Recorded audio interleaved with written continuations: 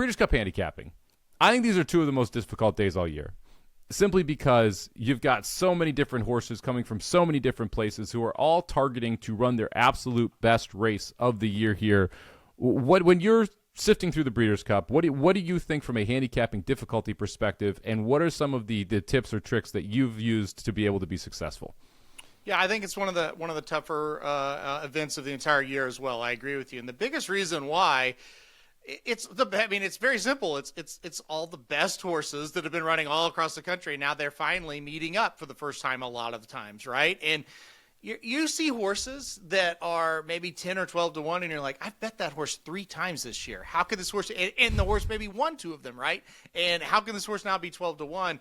It's just the class of the Breeders' Cup is what it is. I think the biggest kind of thing that I've had the most success with over the years at the Breeders' Cup are the European horses coming over for the turf races.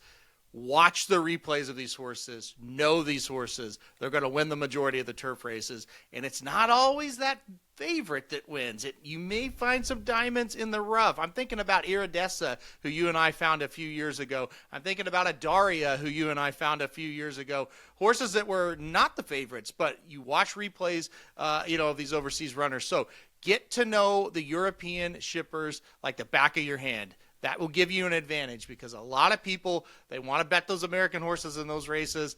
They don't win a lot of them. They do win some, and there's some we can look like. Bricks and Mortar is one that comes to mind that he was really good, right? But overall, get to know those European horses. That's where you can find your edge.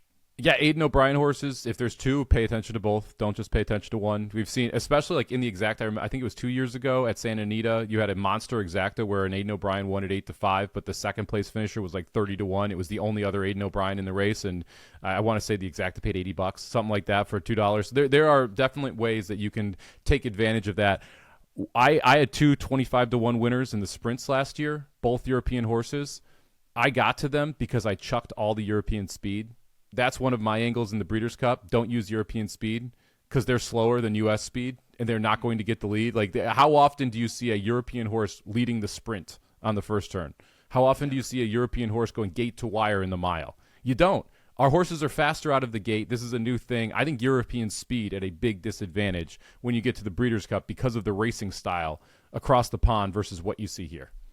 Oh, 100%. Go watch the replays, and as you watch the replays, you can watch they walk out of the gate most of the times. Even in those sprints, they're not fast out of the gate, and our horses are trained all for speed. That's why Wesley Ward went on a big hot streak with Royal Ascot for, 4 or 5 years, and he even said the Queen would talk to him and be like, how do you get your horses so fast out of the gate? He was winning races specifically with 2-year-old horses, just going gate to wire, and he's like, that's how we train them over there. Now, I do think they kind of saw what Wesley Ward did, and maybe some of the 2-year-olds can be a little bit more precocious. But again, overall, we're going to lead the way. So, yeah, if it's a horse that has speed overseas, they're not going to have that same trip that they had when they come over here, and that's going to be a big difference for them. Now, thankfully, a lot of the horses that are their better ones do come from off the pace, and that's a whole different subject.